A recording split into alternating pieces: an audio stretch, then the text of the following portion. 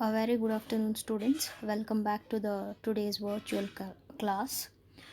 So today we are discussing the topic called evaluation of internal control components. In the last video, we have discussed about the important 5 concepts of internal control, right? So in this video, we are discussing about the evaluation of internal control components. How we will going to evaluate the components, okay? So the first component, control environment.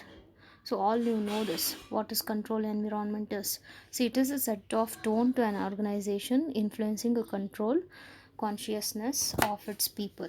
It is a foundation of all other components of internal control. So control environment is a foundation component for all other internal control. Why? Because it is providing a discipline and structure to the organizational environment. So that's why it is a foundation for all other components of internal control. Okay, the control environment starts with the board of directors and management. Okay, so here it is starting with the board of directors and management, who set the tone of an organization through policies, behaviors, and effective governance. Okay, so here how they will going to evaluate the control component is based on certain set of principles. Okay, we have principles to be taken into account in assessing the effectiveness of control environment. The first one is integrity and ethical value. So integrity and ethical value, um, see, the particularly of top management are developed and set the standard of conduct for financial reporting. So this has been set by the top level management to have a standard of conduct of financial reporting. Okay, then we have importance of board of directors. um, Board of directors understand and exercise oversight responsibility relating to financial reporting and relating to internal control. So here it is very important for a board of director to exercise oversight relating to the financial reporting as well as for internal control. Okay, the next principle we have is management philosophy and operating style. See, the management philosophy and operating style supports achieving effective internal control. Okay, so it will, with this, we can have an effective internal control over the financial reporting. Okay, then the next one is commitment to financial reporting competences. See, the company retain the individual competent in financial reporting and related oversight rules. Authority and responsibility, management and employees are assigned appropriate level of authorities and responsibility to facilitate internal control over financial reporting. So here they should have a proper individual level of authorities and responsibilities, which has to be properly segregated to the individual to have an internal control over financial reporting. Then we have human resource policies and practices are designed and implemented to facilitate effective internal control over financial reporting. See, all these policies and principles were framed to have an effective control over the financial reporting. Okay, effective control over the financial reporting. Okay, integrity and ethical value should also a component of financial reporting. It should be more ethical. Okay, it should also contain management philosophy, authorities and responsibilities properly assigned. Then human resource, the policies and practices which has been designed and implemented to facilitate effective control over the financial reporting. So this is how they're going to evaluate the control environment. Okay, then shall we move on to the next concept? Okay, so the next component is right? So the next one is risk assessment. So risk assessment is an identification and analysis of relevant risks to achievement of the objectives.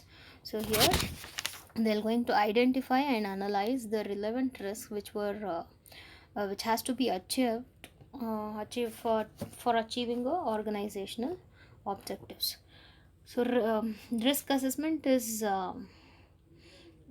See, every entity faces a varieties of risk. It may be an external risk or an internal risk. So yeah, without risk you can't able to get anything, right? So there should be a proper way of assessment of risk. Okay, so here there is certain set of principles for risk assessment. The first one is importance of financial reporting objectives. A precondition to risk assessment is establishment of objectives for reliable financial reporting. So that means they should establish an objective for reliable financial reporting. Okay, next one is identification and analysis of financial reporting risk. So the company identify and analyze the risk to achievement of financial reporting objective as a basis for determining how the risk should be managed. So management of risk is very important here, how better they can able to manage the risk. Okay, then thirdly, assessment of fraud risk. The potential for material misstatement due to fraud is explicitly considered in assessing risk to the achievement of financial reporting objective. See, an evaluation of risk assessment as a component of internal control framework is rather straightforward, or by evaluating the specific risk connected to preparation of fairly presented financial statements. Okay, the evaluation of risk assessment components should also focuses on management process for objective setting, risk analysis, okay, management change, and it includes linkage and relevance to business activities also. Okay, so risk, this is also very important for an organization to evaluate the risk assessment environment. See, for they should have a proper risk assessments. Okay, both internal as well as external risks which were associated with the business has to be identified, and they should have a better management of it. Okay, then only they can able to have an effective financial reportings. Okay, well, we'll move on to the next one. Next we have control activity. So the control activity must be evaluated in the context of management directives to address the risk associated with established objectives for each significant activity. Okay, so here also see, an evaluator therefore consider whether control activity relating to risk assessment process and whether they are appropriate to ensure that management directives are carried out.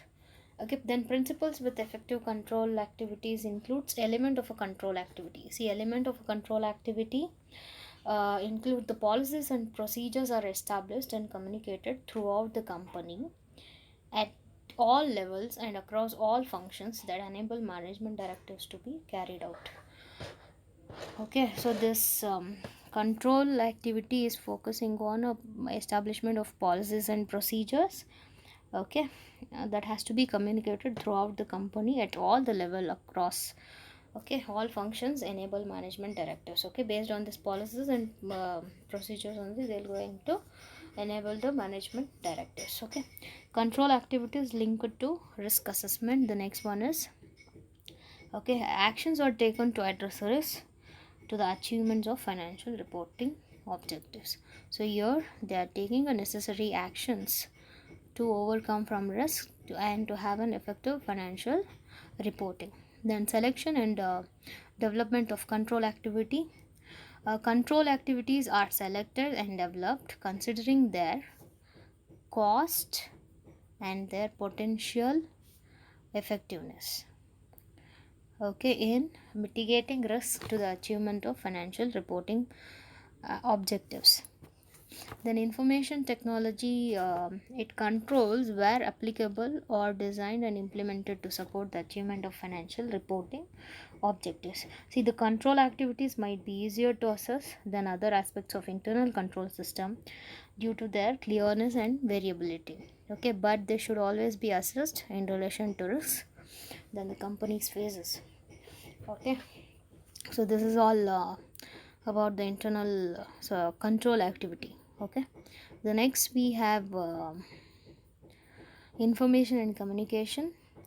See, every enterprise must capture pertinent information, financial and non-financial, relating to internal and external event. Relevant information must be um, delivered to people who need it in a form and time frame that enable them to carry out their responsibility and make decisions. Okay. There are certain set of principle here also. See, information needs. See, they have mentioned formation. It is not formation. Okay, it is information. Kindly correct it. It is information needs. Information needs. See, information is identified, captured, and used at all levels of company to support the achievement of financial reporting objectives. Okay, then we have information control.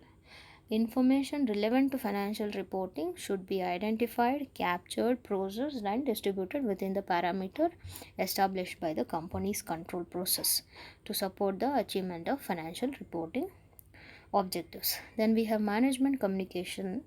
All personnel, particularly those in roles of affecting financial reporting, receive a clear message from management, both from top management, that both internal control over financial reporting and individual control responsibility must be taken seriously. Okay, that is management communication.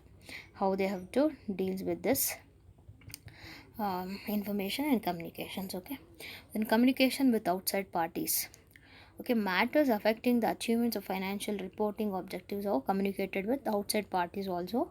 Okay, many aspects of information and communication system in internal control framework address operations and compliances objectives, and are generally outside the scope of evaluation of internal control over financial reporting. Okay, so this is all about information and communication. Then we have monitoring. So monitoring is a last component of internal control, as you know. So monitoring is defined as the process that assess the quality of the system performance over time. Okay, this is accomplished through ongoing monitoring activities, um, separate evaluation, or a combination of two. Ongoing monitoring occurs in course of operation. It includes regular management and supervisory activities and also other activities. Okay, there are certain principles. Ongoing monitoring, only three we have. Okay, I have repeated once again the same point. Only three principles we have. Okay, see, ongoing monitoring, this process enable management to determine whether internal control over financial reporting is present and functional. So whether they have the internal control and how it is functioning, whether it is functioning properly or not, that will be monitored. Okay, then separate evaluation. See, separate evaluation of all five internal component enable management to determine the effectiveness of internal control over financial reporting. So they are going to separately evaluate each and every components of internal control, so that it is easy for them to determine the effectiveness of internal control over financial reporting. Then the last one is reporting deficiencies. So internal control deficiencies are identified and communicated in a timely manner to those parties responsible for taking corrective actions and to management of the board of as appropriate. Okay, so this is all with respect to monitoring. See, monitoring is like it will going to monitor all other four components what we have discussed: control environment, information and communication, then we had risk assessment, then control activity, right? So all these four will be monitored by the monitoring to determine the effectiveness of each control environment. Okay, well, we'll move on to the next concept, that is computer system control. Okay, now all you know, information system have become an integral part of our day-to-day life. The increase of technology has its pitfall. Organization need to rely more on technology for their day-to-day jobs, right? As the usage of technology and information system is increasing, associated risk with technologies is also imposing several threats to the information system. You know this, right? More and more use of technologies and the increased instances have made it imperative for organization to place a proper control. So here there is a certain set of needs for control and auditing of information system. See, computer system control is also be termed as information system. Okay, don't confuse with this. Okay, so there is a certain set of needs for audit of information system. The first one is organizational cost of data loss. Okay, data is a critical resource of an organization for its present and future process, and it is enabling to adopt and survive in a changing environment. Okay, then incorrect decision making. See, management and operational controls taken by managers involves directions, investigation, and corrections of out of control processes also, right? So incorrect decision making has to be corrected through a proper information system. Then cost of computer abuse. So here unauthorized access to computer system can lead to a destructions of assets. It may be hardware, software, or documentation. So they should have a proper knowledge about this. Okay, then value of computer hardware, software, and personals. See, these are critical resources of an organization on which has a credible impact on its infrastructure and business competencies. Then high cost of computer errors. See, in a computerized enterprises environment where many critical business processes are formed, a data error in the entry or process would cause greater damage. Okay, so they should have a focus on it. Maintenance of privacy. See, the data were also collected before computer, but now there is a fear that privacy has eroded behind acceptable limit. So maintaining a privacy is a big task to the organization, right? So controlled evaluation of computer use. See, technology use and reliability of a complex computer system cannot be a guarantee, and consequences can be destructive. Okay, so these are all the need for having an effective information system control in the organization. Okay, they should have a proper knowledge, and incorrect decisions should be avoided through information.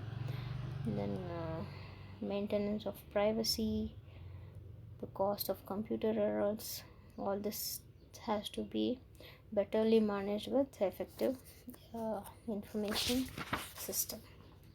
The next we have functions of information system auditor.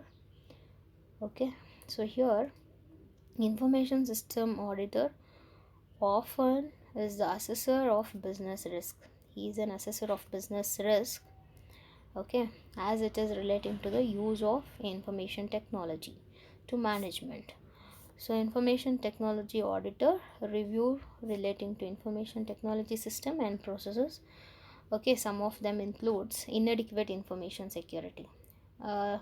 So here see, if you are having an if you doesn't have any antivirus or outdated antivirus or weak passwords, that is inadequate information securities. To have an effective adequate information securities, so that is a function of auditor to have an effective um, adequate information securities. Secondly, we have insufficient use of corporate resources. See, huge spending on high power server which were not required at all to have a efficient use of corporate resources. Okay, usually what company will do is it will invest much on the server, but that is actually not needed. It's simply a waste of money. Then ineffective IT strategies, policies, and practices. See, a lack of internet usage policies and security policies, um, yeah, it is not having any effectiveness over strategies, policies and practices what a company is adopting. So it should be effective. Okay, then IT related frauds, like hacking the computers, all that will come under IT related frauds. Okay, so it has to be overcome. Okay, that this is a function of an auditor. He'll going to take care of all these things, and he'll try to minimize it. Okay, next we have steps in information system audit. Okay, I think there are 6 steps in information system audit. Okay, the first one is scooping and pre-audit survey. So your auditor determine the main area of focus, and out of focus basis on risk based assessment will be done. So scoping of pre-audit survey, where auditor will going to determine the main area of focus. Okay, then planning and preparation, it involves generation of audit work plan and risk control matrices. Okay, then field work is relating to gathering evidences by interviewing the staff, managers, reviewing a document and observing the processes. Then the next fourth stage is analysis. So it involves reviewing and trying to make a sense of all evidence which has been gathered by the auditor. And then we have reporting is reporting to the management after analysis of a data. Okay, then the last one is closure involves preparing a note for further audit. So here we're going to prepare a note for further auditing purposes. So these are all the 5 stages. Okay, sorry, 6 stages. The first is going to determine the area of focus. Okay, then he'll going to generate an audit work plan and risk control matrices.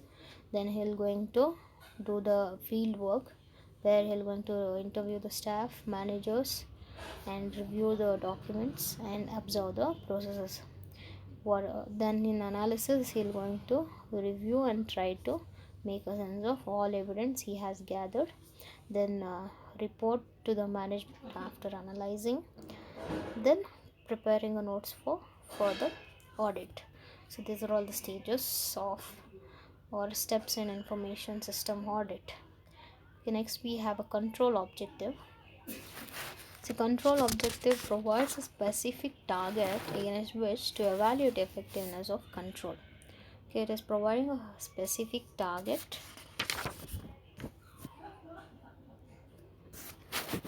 The control objective for internal control over financial reporting generally related to a relevant assertion and state of precision for evaluating whether the company's control procedures in a specific area provide reasonable assurance that a misstatement or omission in that relevant assertion is prevented or detected by the control on a timely basis.